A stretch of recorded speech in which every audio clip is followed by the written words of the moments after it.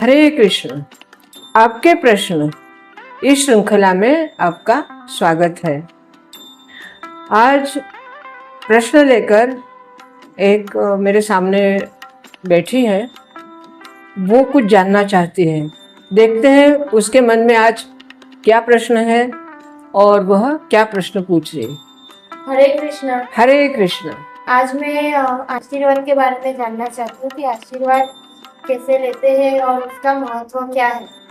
आशीर्वाद बहुत ही अच्छा टॉपिक है और आशीर्वाद कहने को बहुत छोटा शब्द है, परंतु इस छोटे से शब्द का महत्व बहुत बड़ा है।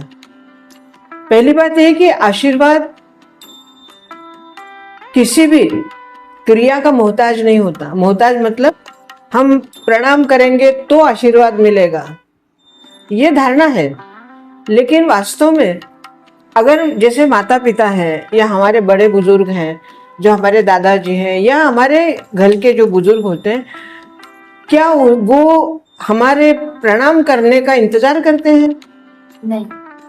हम मतलब उनका आशीर्वाद हमारे साथ रहता ही है। ऐसा नहीं कि हमने प्रणाम किया तो ही वो हमें आशीर्वाद देंगे और हमने प्रणाम नहीं किया तो वो कहेंगे कि नहीं, हम तुम्हें आशीर्वाद नहीं देंगे, है ना।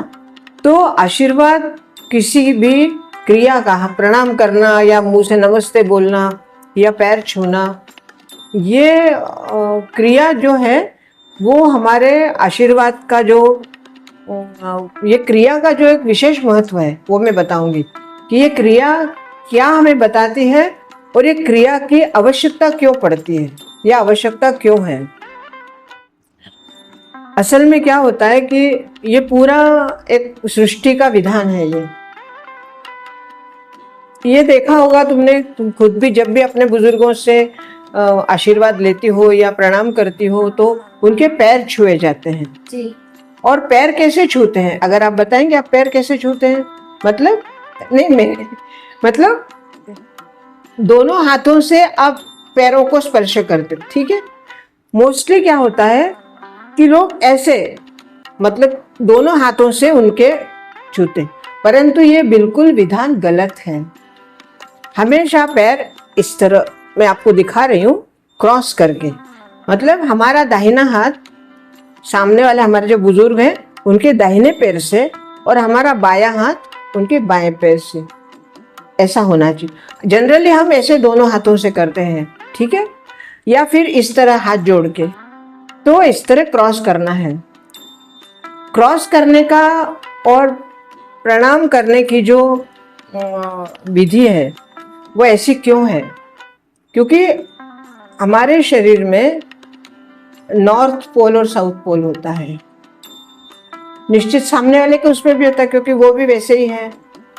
अब जब हम दोनों पैर इस तरह छूते हैं दोनों हाथों से तो शॉर्ट सर्किट हो जाता है और दोनों इस तरह से जब करते पूरा एक सर्कल तैयार हो जाता है, एक सर्किट तैयार हो जाता है। अब वो कैसे तैयार होता है कि जब हम झुकते हैं तो हमारा सिर नीचे आ जाता है और सामने वाले के पैरों को जब हम स्पर्श करते हैं तो एनर्जी के 3 सेंटर्स होते हैं।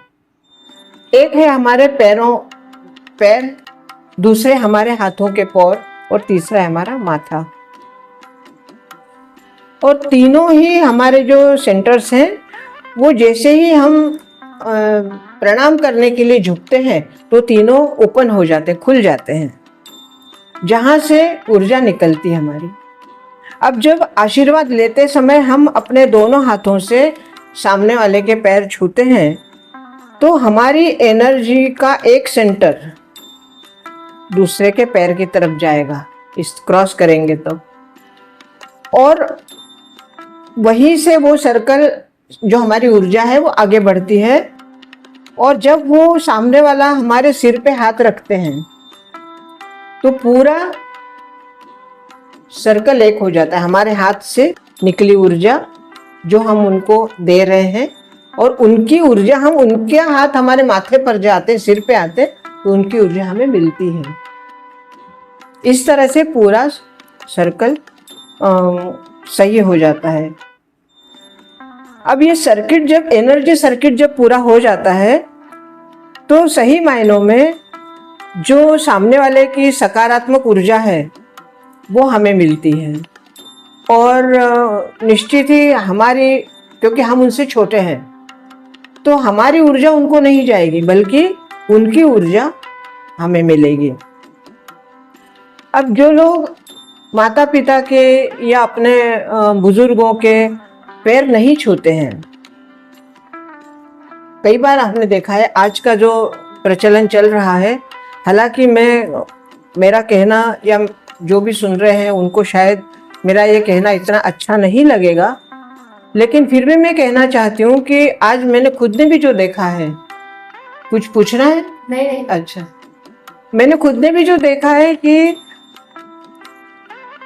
जरा सा हल्का सा कमर को झुका के और सीधे हाथ को घुटने तक लाके और बस प्रणाम, मतलब अपनी खुद की कमर आधी टेढ़ी करके और हाथ को थोड़ा सा झुकाकर और बस मुंह से बोल देना प्रणाम। तो क्या वास्तव में ये क्या है? ये इसको वास्तव में हम क्या प्रणाम बोल सकते हैं?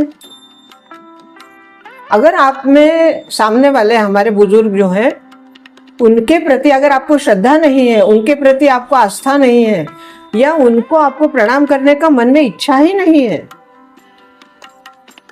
तो ये प्रणाम करना मुझे कुछ अनुचित सा लगता है। तो ये जो बातें हैं ये प्रणाम के दायरे में नहीं आती, क्योंकि प्रणाम का अर्थ ये कि है कि हमें आशीर्वाद लेना है। अब आशीर्वाद जो हम लेते हैं तो लेते हैं मतलब क्या आपको कोई वस्तु मिलती है या आपको ऐसा लगता है हमें आशीर्वाद मिल गया मतलब क्या हुआ? तो उनकी जो सकारात्मक ऊर्जा है वो हमें मिलती है और उनकी जो भावना है, क्योंकि जैसे यहाँ सिर पे वो हाथ रखते हैं तो अध्यात्म के क्षेत्र में सिर पर हाथ रखना मतलब शक्तिपात होता है। तो वो एक तरह से हमारे शरीर में उनकी सकारात्मक ऊर्जा का शक्तिपात करते हैं, और जब शक्तिपात होता है तो वही पंच महाभूत की जो एनर्जी है वही एनर्जी हमें मिलती है। वही शक्तिपात की वजह से हमें वो सारी जो उनकी अच्छी भावनाएं हैं वो हमें मिलती है, और उसी भावना की वजह से हमारे काम अच्छे होते हैं। तो हम कहते हैं कि हमारे माँ का आशीर्वाद था जो हमारा काम हो गया, या हमारे पिता का आशीर्वाद था, या हमारे बुजुर्गों का आशीर्वाद था। तो इसलिए इस तरह से हमें वो आशीर्वाद फलित होता है। अब जो लोग, जैसा मैंने अभी बताया, इस तरह से जो लोग प्रणाम करते हैं तो उनको मैं कहना चाहती हूँ कि अगर आप प्रणाम कर रहे हैं तो पूर्ण विधि से और पूर्ण मन के आस्था से करिए, ताकि आपको बड़ों के आशीर्वाद पूर्ण रूप से सकारात्मक मिले। अब आप इस तरह से अधूरा प्रणाम करते हैं तो बुजुर्ग हैं, हमसे बड़े हैं, वो तो हमें यही कहेंगे कि खुश रहो, आनंदित रहो, आपका काम हो जाए। मतलब ये जो एक आशीर्वाद के कुछ डायलॉग्स हैं वो बोलेंगे, लेकिन वो सिर्फ शब्द होते हैं फिर, क्योंकि अंतर मन से उनको ये लगता है कि ये सिर्फ दिखावा कर रहा है, तो उनका अंतर मन खुश नहीं होता। मैं ये नहीं कह रही हूँ कि बड़ों के पैर छूना ही सब कुछ है, उनकी दूसरी तरह से भी सेवा कर रहे हैं, उसमें भी हमको आशीर्वाद मिलता ही है। जैसे मान लो आपके घर में या किसी को भी, कोई आपके घर में मान लो बड़े नहीं हैं, या आप किसी कहीं और जा रहे हैं और उनकी अगर आपने सेवा की तो उनके दिल से भी कुछ अच्छी शुभ कामना निकलती, वो भी आशीर्वाद ही होता है। तो इसका मतलब ये नहीं कि पैर छूना ही आशीर्वाद है। मेरे मन में एक क्वेश्चन है। हाँ बोलो। कि जैसे कि पितरों के कैसे चरण छुए जाते हैं? किसके? पितरों। अच्छा, ओके।